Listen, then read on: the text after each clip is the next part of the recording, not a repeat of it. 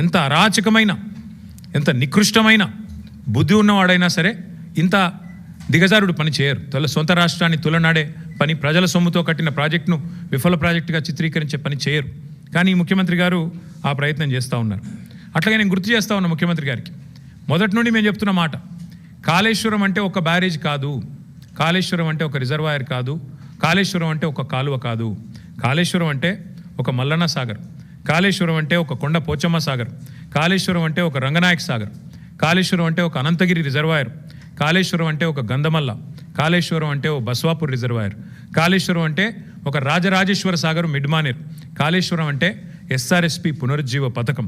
మొత్తంగా కాళేశ్వరం అంటే 3 బ్యారేజీలు, 15 రిజర్వాయర్లు, 19 సబ్స్టేషన్లు, 21 పంపింగ్ స్టేషన్లు, 203 కిలోమీటర్ల సొరంగ మార్గాలు, అట్లాగే 1531 కిలోమీటర్ల గ్రావిటీ కాలువలు, 98 కిలోమీటర్ల ప్రెషర్ మెయిన్స్. కాళేశ్వరం అంటే 141 టీఎంసీల స్టోరేజ్ కెపాసిటీ, 530 మీటర్లకి నీళ్ల ఎత్తిపోతల పథకం, multi stage lift irrigation project, ప్రపంచంలోనే అతిపెద్ద లిఫ్ట్ ఇరిగేషన్ ప్రాజెక్ట్ కాళేశ్వరం. ఇది వాస్తవం. కాళేశ్వరం ద్వారా ఇప్పటిదాకా 1 కాదు 2 కాదు, ఏకంగా 240 టీఎంసీల నీటి వినియోగం జరిగింది. ఇది అక్షర సత్యం.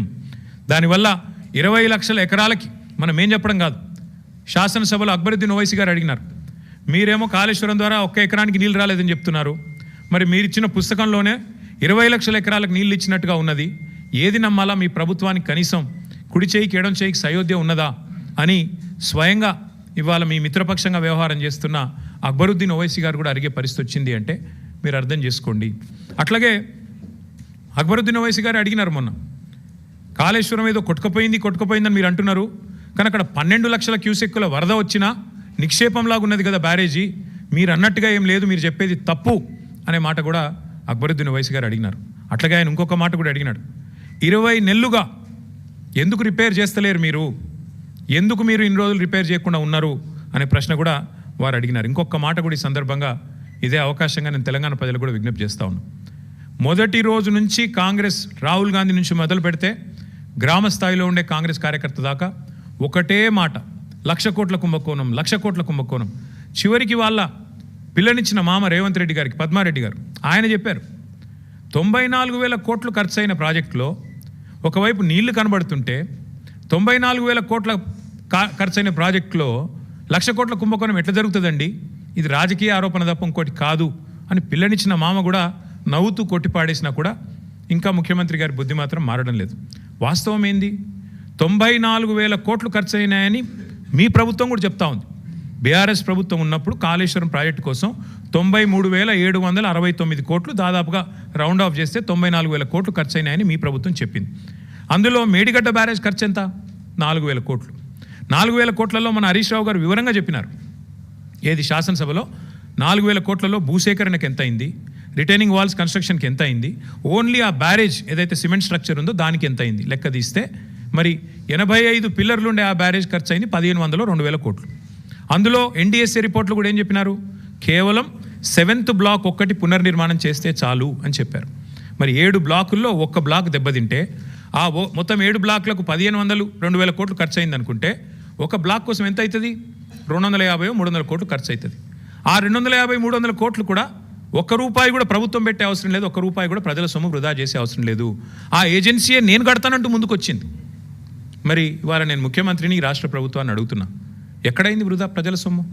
ఆ ఏజెన్సీ మళ్ళీ తిరిగి పునర్నిర్మాణం చేస్తానంటుంటే 2 ఏళ్లుగా దాన్ని పండబెట్టింది మీరు, పడావ పెట్టింది మీరు, కిందికి నీళ్ళని తీసుకుపోయి బనకచర్ల కట్టుకోవడానికి ఫెసిలిటేట్ చేస్తున్నది మీరు. ₹1 ప్రజా సొమ్ము కూడా దుర్వినియోగం కాలేదు అని మొదటి నుంచి మేము చెప్తున్న మాట ఇవాళ మళ్ళొకసారి రుజువు అవుతా ఉంది.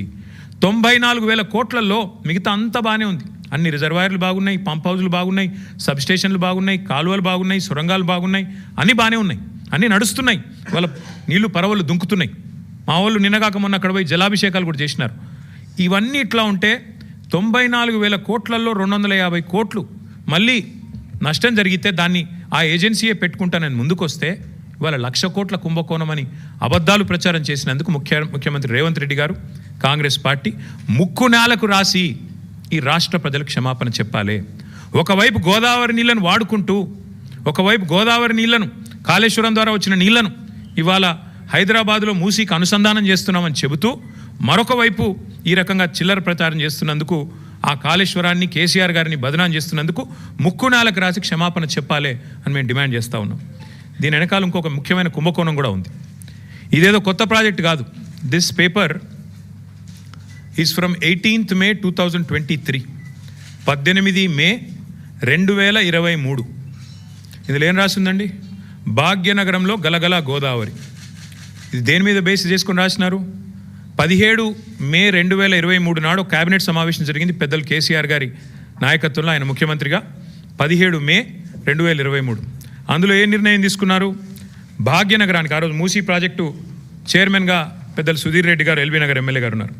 ఆ రోజు ఏ నిర్ణయం తీసుకున్నామంటే, కేవలం 1100 కోట్ల ఖర్చుతో, కేవలం 1100 కోట్ల ఖర్చుతో కాళేశ్వరం ప్రాజెక్టులో ఉన్న కొండపోచమ్మ సాగర్. ఇక్కడ ఒక విషయం మిత్రులందరికీ మీకు అర్థం కావాలి. కేసీఆర్ గారు కాళేశ్వరాన్ని ఎట్లా డిజైన్ చేశారంటే, హైదరాబాద్ నెత్తిన, ఎందుకంటే హైదరాబాద్ మహానగరం భారతదేశంలో అల్టిమేట్గా రెండవ అతిపెద్ద నగరంగా మారబోతుంది. తప్పకుండా మారుతుంది. ఈరోజు జనాభా 1,20 లక్షలు కావచ్చు, భవిష్యత్తులో 3 కోట్లకు పెరుగుతుంది. అందుకే కేసీఆర్ గారు కాళేశ్వరం డిజైన్ చేసినప్పుడే రోజుకు 3 TMCల నీళ్ళు ఎత్తిపోస్తే భవిష్యత్తులో మనకు 1 TMC నీళ్లు హైదరాబాద్కే అవసరం పడుతుంది.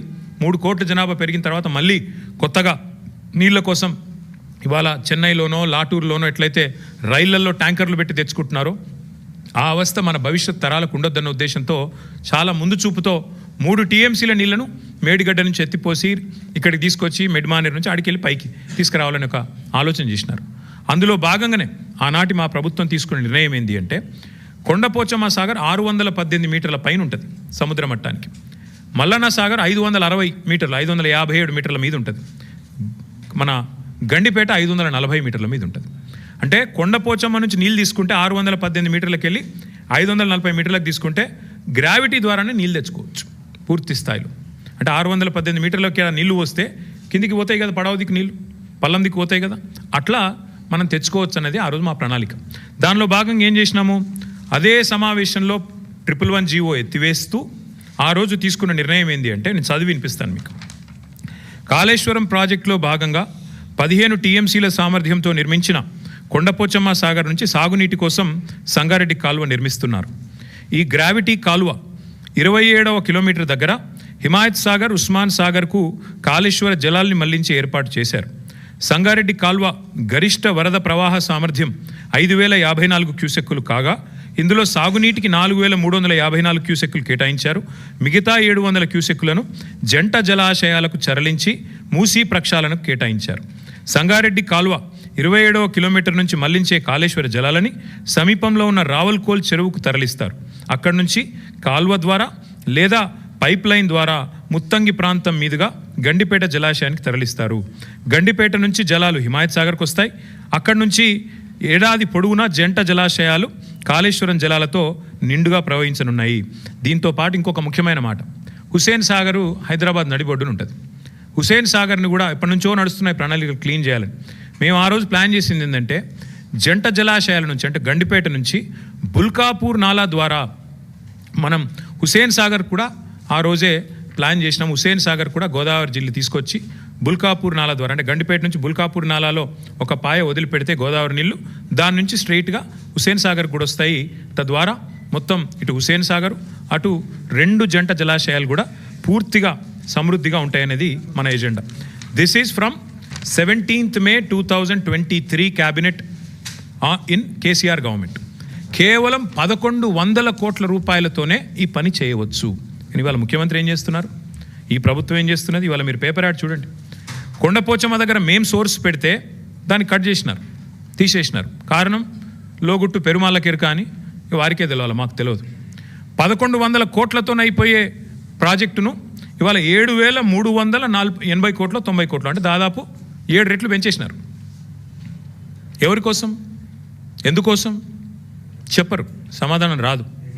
ఎందుకు? స్పష్టంగా మీరు కొండపోచమ్మ సాగర్ నుంచి గ్రావిటీ ద్వారా నీళ్ళు తీసుకునే అవకాశం ఉన్నప్పుడు ఎందుకు పెంచుతున్నారు? ఏ కారణం చేత పెంచారు? మల్లన్న సాగర్ ఎందుకు మార్చారు సోర్సు? ఏం అవసరం వచ్చింది? ప్రభుత్వం సమాధానం చెప్పాలని మేము డిమాండ్ చేస్తున్నాం.